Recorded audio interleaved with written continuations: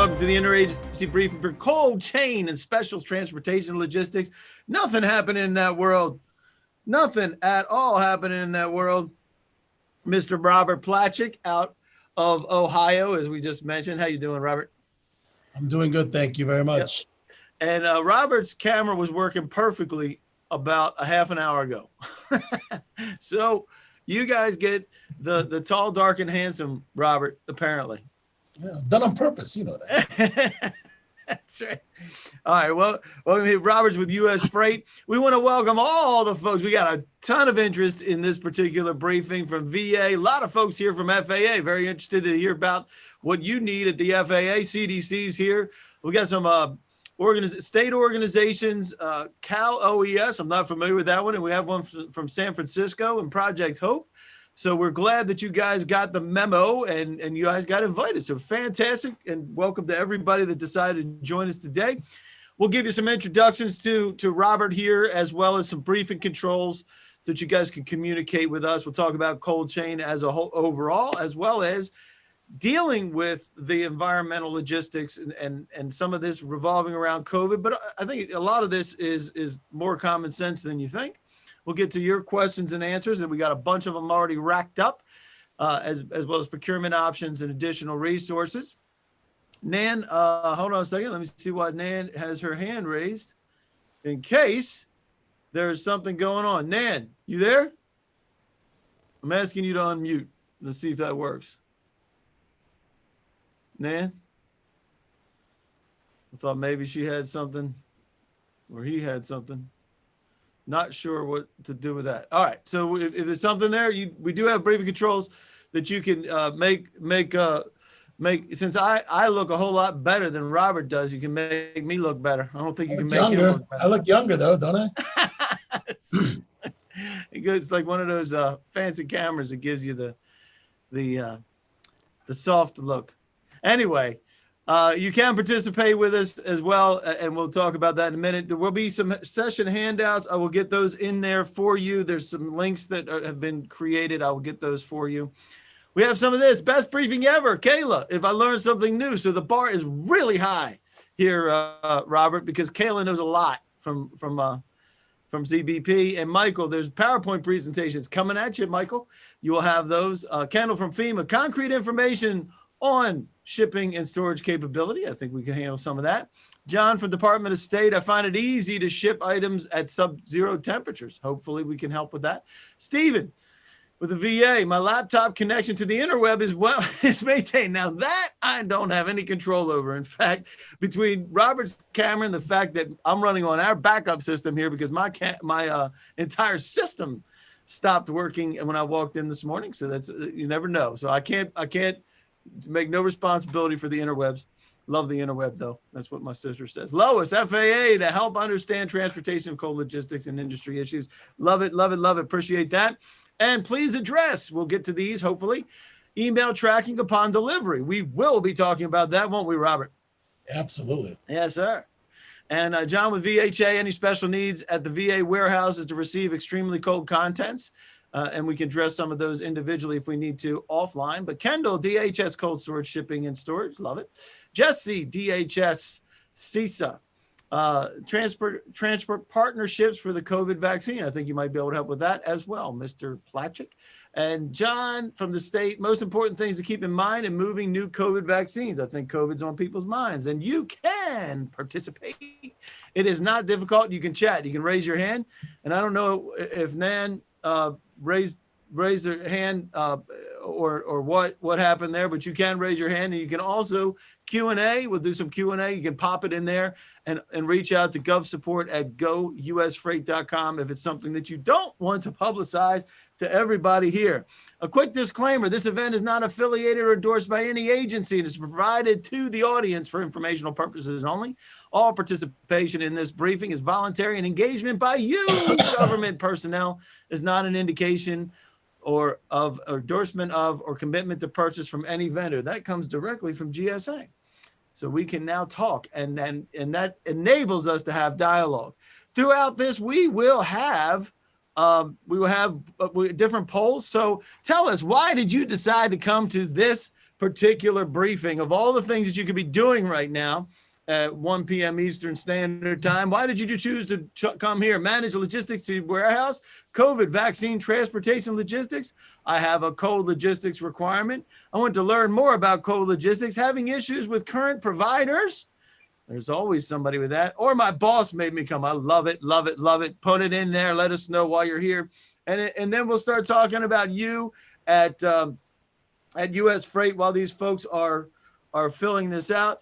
Now I know you're based in Cleveland, which is why I have my cup, my mug, which is as you mentioned, this is the new Browns versus the old Browns. That's right. So tell us about you. Started 2009. Fantastic. Tell us about what you guys do. So my background is actually in the fresh foods industry. So first I want to thank everybody for joining here. Yeah, that's great. And giving me the time. So I started back in the year 1999 and 2000s when I started in the fresh foods industry. And I was in the 10 years. I've learned a lot of the aspects of cold chain, being that the fresh foods industry is very unique in temperature, and it's not understood by a lot of folks out there.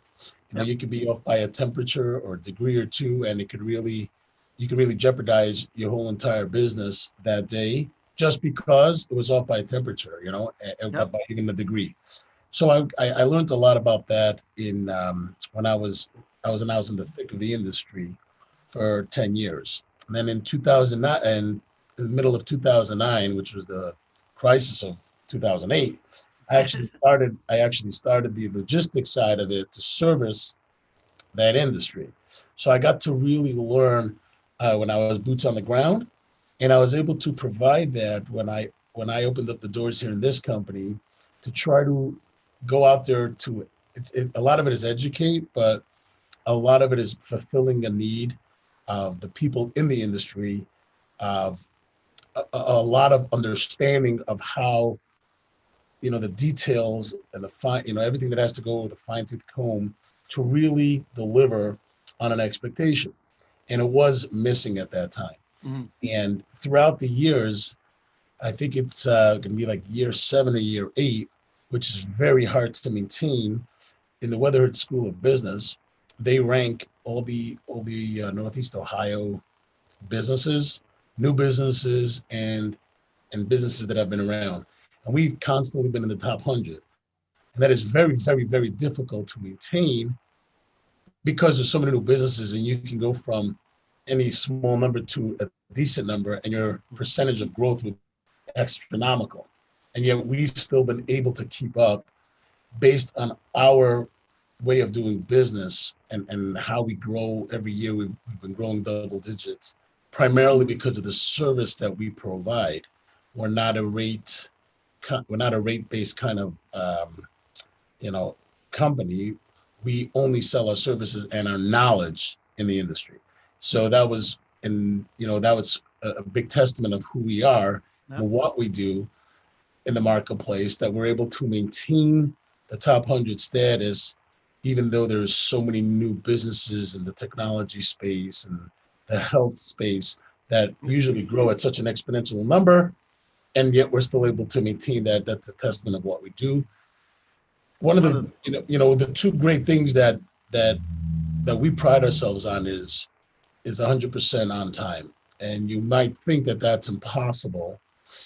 Yes, there are instances where I've had a truck roll over. So yes, it's possible that happens. But in the course of doing business, from doing what we were supposed to do to delivering it, we've never been late. And that is very, very hard to do. But when you're dedicated and you have an expectation of yourself and your team, you're able to come to that kind of success rate. Yep. So we pride ourselves on that. And zero spoilage, by the way. Zero spoilage, that is correct. Being that I was deep rooted in the cold chain space before cold chain became some fancy word in the industry, understanding of how to transport items that are so susceptible and items that can spoil at any given temperature break, and maintaining that of zero spoilage, meaning you didn't come in too hot or too cold. That's also a big testament because we have lifetime tracking. And in that lifetime tracking, we were able to watch the temperature as well. Yep. So we're able to 24 hours a day manually, we watch what's on the road, and we're able to stop a problem if we see one on the horizon. Yep. So that's what's led us to such an incredible number. And why you're here today to talk about that. And you are a small business as well as the awards that you have there from Inc. 500 and Inc. 5,000 actually also about 6 years in a row as well. So Inc. 5,000. That's crazy. And that is fantastic. So real quick, I'm going to share the results of that poll so that everybody can see.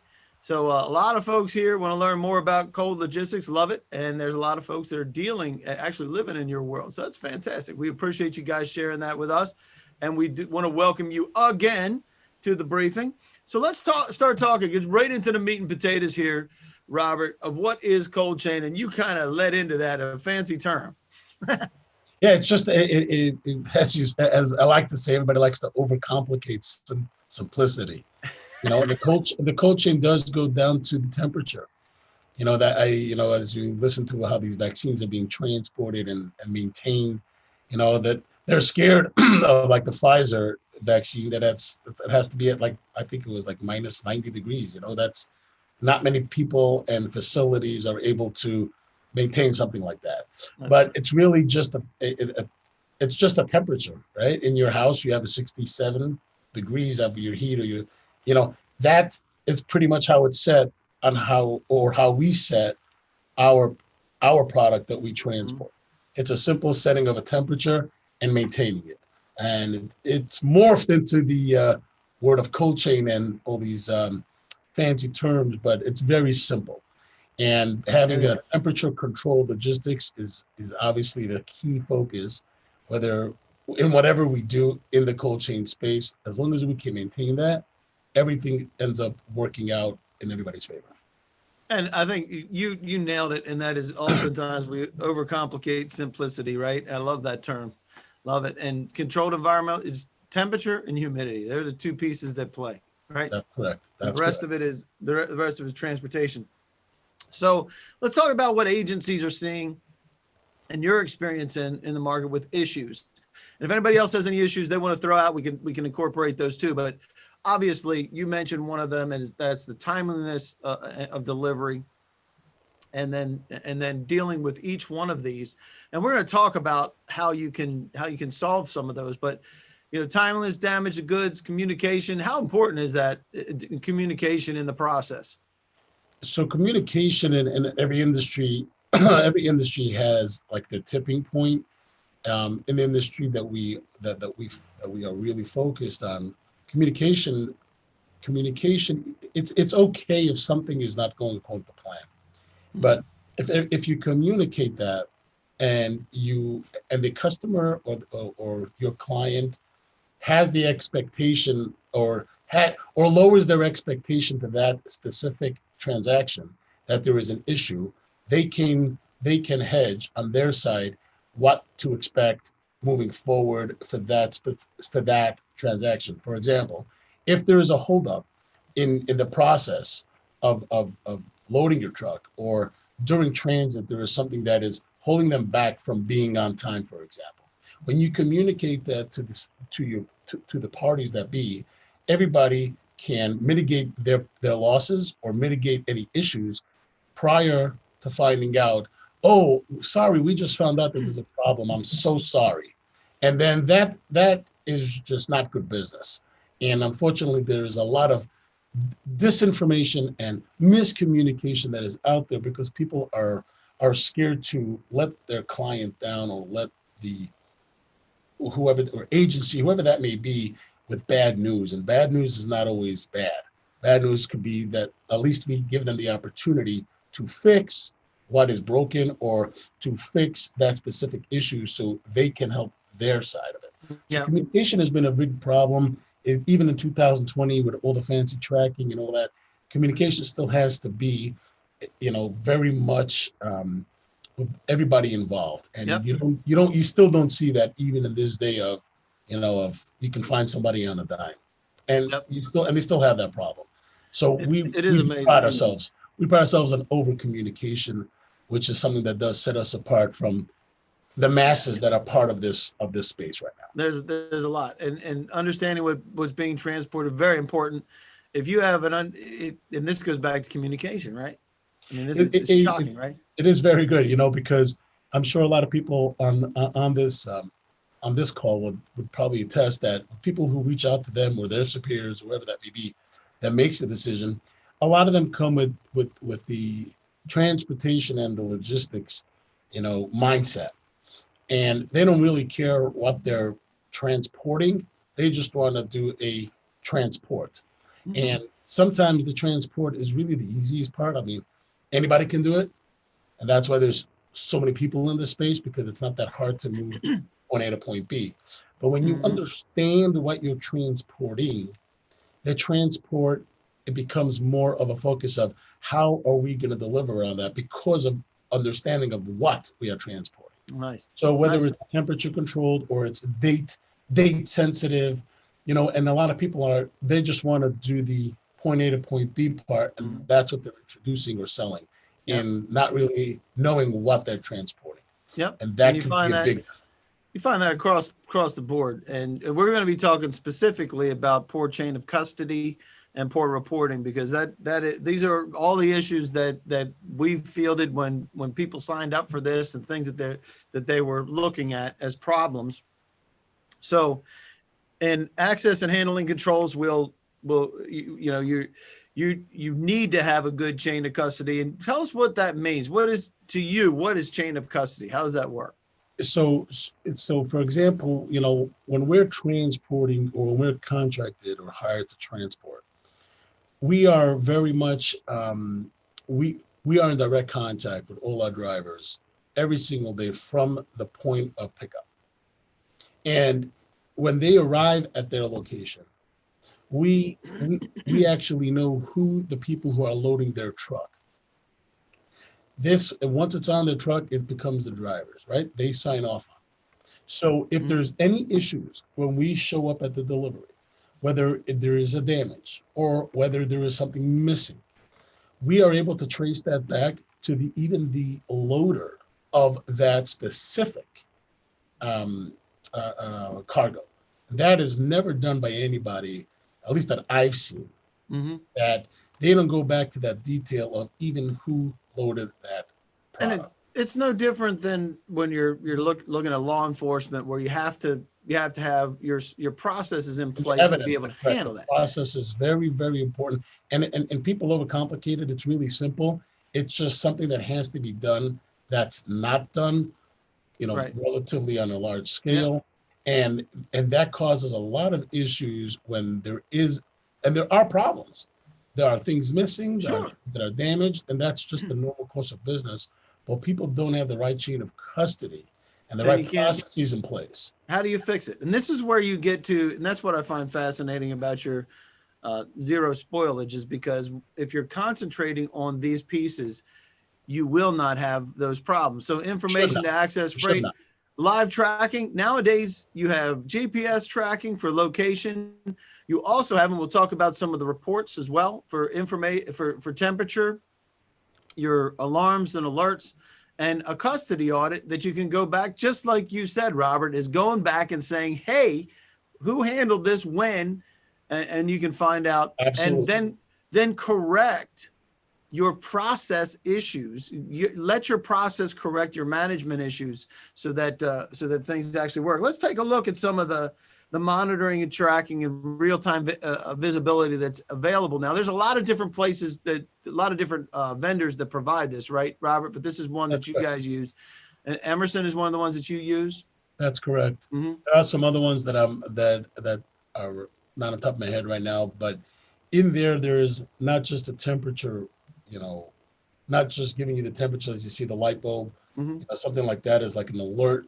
So when the doors opened up, right? Yep. All of a sudden there's an alert, there's a sensor going on that something's going on, but we know already what that sensor is. But there are also there they provide not just on the recording side, they can provide actual locations as well. This is not the only place, and I'm sure some people on this call, I'm sure, have some experience in it. So we actually own a whole bunch of these tracking devices that we give to our drivers before they head out. So when they're, let's say, on the West Coast, they are responsible once they're loaded to actually um, um, they actually have to, when they're out there already and they actually are on a load, they have to activate this equipment that we give them. This way we are in control of from the minute, so the process starts as soon as they're going to pick up a load. So we know exactly what's going on, exactly what's in the truck, what it needs to be set at, and if anything is out of the norm. So we have visibility right off the bat. Most people in my space do not do that. Awesome. And I'm putting these in right now for links to these reports. Unfortunately, the the restrictions of Zoom do not allow us to just paste it or have actually supply this directly. So my apologies for that, for taking a minute to get this. Hold on, copy the link. So bam, there's all of the reports as well as the handouts that we have for you. You can download those directly. It does go out to GovBrief. We were using Dropbox, but we had folks that had some issues with being able to access from the government. So I think we're back on with that. So you have those pieces there. One of the biggest things is making sure that you have all these some of the challenges that we've seen with the COVID vaccine and other cold chain is completing that chain of custody before you sign off on it, right? That way you can do a review of saying who sent it, and to your point, who moved it. You saw the lighting. Let's go back there for real quick, and you see the light bulbs. You mentioned this. That's when it was. You could see that it was opened. You know when it was opened, and you know where in the chain of custody that happened, right? So that goes to the sensor reports of all the different sensor reports, doing your humidity, your temperature, and where it was all the way through that supply chain and who had access to it. How important is that to look at the whole report, make sure you have the whole report in total before you sign off? Because as you know, there are so many people involved, from the cold warehouse to where it loaded, to the person loading it, to the person transporting it, to the warehouse where it's getting unloaded, to the person that's unloading it, to the person that's slotting it. So I've already counted a potential of 6 to 8 different hands that actually touched it. So when we have all these laws right now in all different kinds of warehouses in regards to their food, the food and safety, who's going to take responsibility from those 6 to 8 people that could potentially touch that? Who's responsible for that? And they all have different jobs all across the country. Who's going to take responsibility for that? The person who sent it, the person who received it, the person who transported it, or the person who loaded it? That can be a very, very cumbersome process trying to figure out, or who's going to point the finger at who did something to cause this problem. So this eliminates that of the pointing fingers and actually finding out and pointing it to the direction without actually having to rely on somebody else to say that they did it. So once we find out where it was, we can find out what happened and how do we fix this so it doesn't happen again. And sure, there are issues. It's not fail safe, but we are able to correct the issues as soon as we are made aware of it because of all this detailed reporting and detailed process that we have. Yep, absolutely. Love it, love it, love it. All right, let's talk about what is your biggest issue or challenge with freight. And it could revolve around specific COVID type things, but let's talk about just regular freight. I think you can answer as many as you want on this one. So freight rates, availability, quality vendors, there's got to be folks with that problem. Poor performance, contract renegotiations. That was one of the ones that popped up, was challenges with contracts and being able to maintain and renegotiate appropriately. Fraud. That was one of the issues that popped up as well.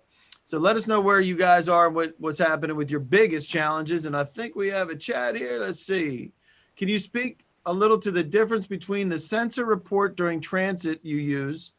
I presume this is for the interior temperature of the trailer versus industry use of data loggers on the pallets themselves, that e.g. Pfizer temperature sensors. Great question. I think that, to your point, Robert, that isn't necessarily in the trailer. It's actually on the units, right? So no, this is actually in the trailer, just like what Mac Morgan is actually saying. I don't think it's any different. I think it's just the way their sensors are being used. But sensors are always put in the inside of the trailer. Right. Sometimes it depends where in the trailer. We usually put it all the way in the back. Right. That's where the airflow has to. The airflow goes all the way to the back and bounces back to the front. Right. So once you put the sensors in the back of the trailer, that's where we are able. It's like right by the door, like on the right or the left, right when you open the doors, we'll see those sensors. And that it doesn't necessarily have to differ than Pfizer temperature sensors. And what about on pallets themselves? So sometimes you find that on top, there are sensors that are being put on top of pallets as well. We have done from 1 to 3 sensors. Sometimes we put one in the front, one in the back, and one in the middle on top of a pallet. Because it gauges a lot of the airflow. It's not necessarily per pallet. But if necessary, you can apply the temperature. One of the things I think that they're talking about here, data loggers on the pallets themselves, so that when each individual pallet is done. You've done that as well. Yeah, we have done that, because that can be within the trailer. You can have different temperature controls for transporting different product. You can have that's true product at -10 like ice cream, or you can have food that's as high as 50 degrees. So yes, then it would be on individual pallets, correct? Yep. But we're talking about generally when it needs to be the same temperature. So here's what people are saying about that poll, by the way. Availability is number one, followed closely by delivering COVID vaccines. So there you go. A lot of questions about each one of those. Availability has been a very big problem. It has been. And I don't know what the people on this call have experienced, but I think it's come down to the fact that everything is on such back orders, and the production is so behind that when it becomes available, everybody's pushing them out and trying to take whatever's available. The price has not made a difference. Yep. So they're willing to push anything that they need to do to get their orders out, because they were closed for so long. Some of the places are back to being closed. So once they're able to produce that product, they need to ship it out. And if they're going to ship it out at any given cost, they will do that and secure as much equipment as possible. And we saw that with the whole supply chain with PPE. We're doing, in fact, we have a briefing tomorrow on PPE, dealing with the whole supply chain issue. It's a problem, but and being in the business as long as I have, we have been very efficient when it comes to availability. We have never let our clients down when we commit to something, but we understand our clients, so we're always available for them. And we have not had an availability issue, because that is the one thing that we, as well, outside of the 100% on time, is that there's no such thing as not being reliable. Yeah. And never have to ask our company, it's can you do something? It's always been how many can you do? And whatever you decide and whatever you can do for them, that's the number that you're committed to. And this gets us right into the availability is part of that, but also best practices. And it's a challenge finding, that was one of the issues just right there. A lot of folks having trouble finding folks that with availability and their capability, quality vendors, both of those together add up to a lot. And with that in mind, here's some ways that you can protect yourself and your agency against this. Trusted logistics providers, obviously looking at CPARs, but another place that you can look, and I think this is really interesting, is asking for the insurance spoilage claim report, because that really tells you how often something goes wrong within an organization. And we talked about real-time tracking, requiring that real-time tracking, and it's not that difficult anymore, right, Robert? You have. It shouldn't be. Let's just say that it shouldn't. It shouldn't be. Right. and your chain of custody reporting, all that, your real-time tracking ties right into that whole chain of custody so that you know where things are, and you have the who has access to that. And we've seen some crazy stories with this COVID stuff where people are leaving it out or something after it gets to the hospitals and things. And who knows what's happening out there in people's minds. But irrespective of that, if you're looking at this, you have the ability, at least within your logistics, of folks that are here that are responsible for logistics and getting it from point A to point B, being able to say, hey, within my chain of custody, from the time I got this thing to the time you're signing off on it, this is exactly what's happened to this shipment, and including your environment report. And we showed you some of those. Those are in your handouts. You can download those, and make sure that you receive those and review those before acceptance. There's a lot of pressure for pulling things through quickly, right, Robert? 100%, and that's if you don't mind, I wanted to go to the first. Yeah, go ahead. Point. Hire proven and trusted logistics providers. If I would ask anybody here on a private poll if that's what they do, everybody would say yes. And the truth is that almost everybody ends up working with bigger companies, smaller companies, however that may work out, primarily because they're able to do something at a certain price point. And I have really learned that the fine line between trusted and not trusted can be the difference, between ruining your name and business versus not ruining your name and business. Absolutely. And the trusted logistics is people have the providers, as you've seen throughout the course of this year, whether it's the contract renegotiations or the availability, and then the dependability. So everything is like a domino effect. If you can't be trusted, you're not going to be able to be relied upon on your commitment. If you can't be relied upon on your commitment, you're not going to have availability. So everything that we look at different on a different line item really does try into proven and trusted. Mm-hmm. And everybody can say that they'll do something until they don't.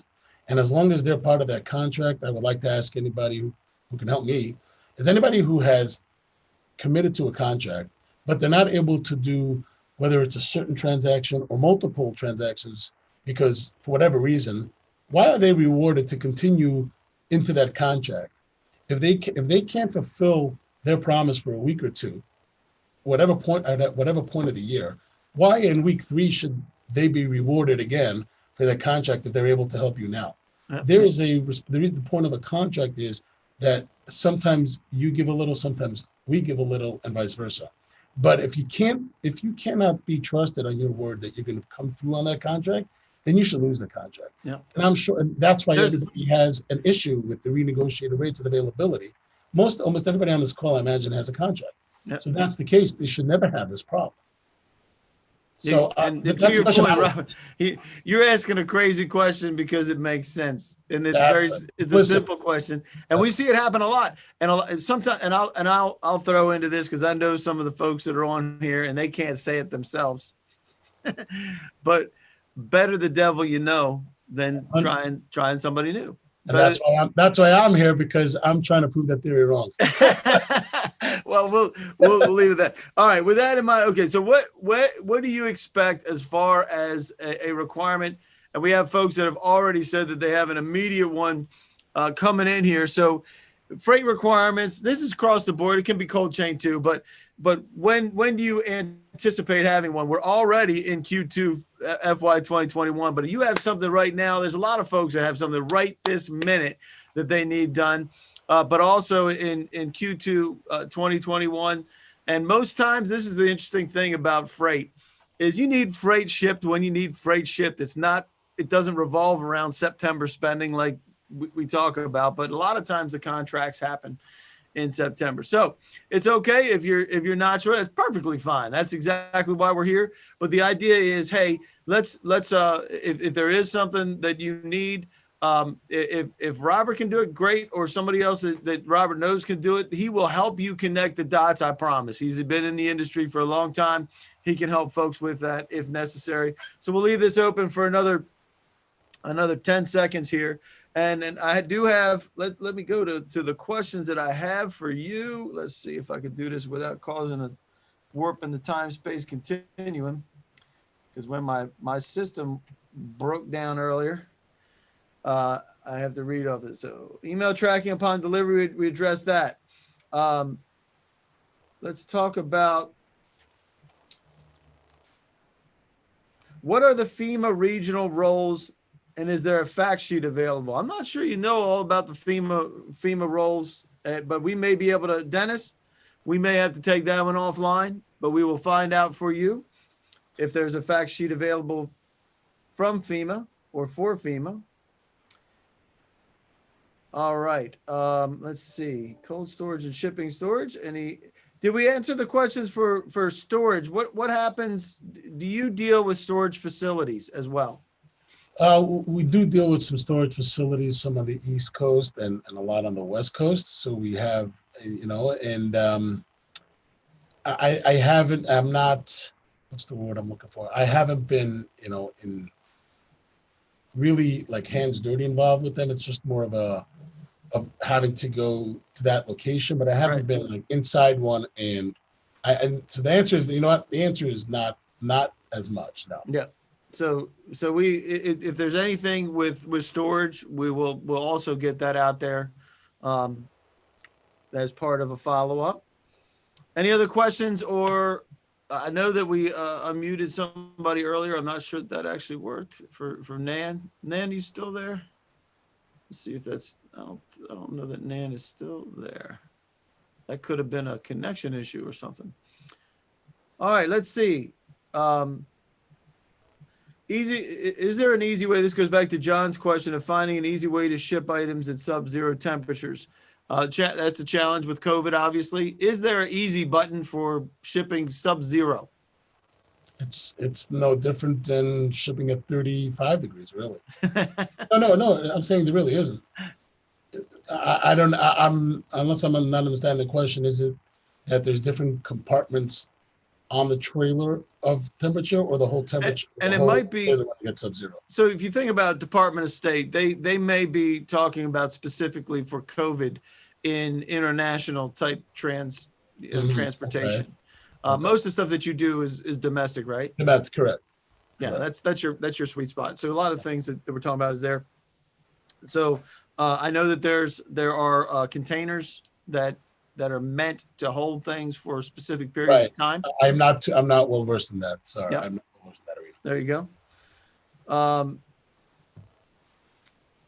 So distribution plans from point of manufacture to U.S. hubs.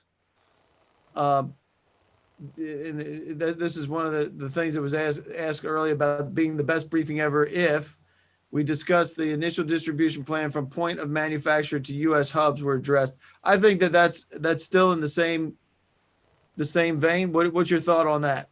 I think we were able to cover that. Everything again has to have a chain of custody, and I think it all starts at the manufacturing facility, and then until the DC hubs, there's records of everything the way it should be if your process is correct. Yep. So if you follow that process, we should never have problems. And anybody on this call shouldn't really have immediate issues. I did see that poll come up that immediately people are looking. So yeah. I'll be more than willing to help, even if I could point you in the right direction. I love doing this. But, people should have the process in place that folks like you should not be needing something in the immediate future. Yeah.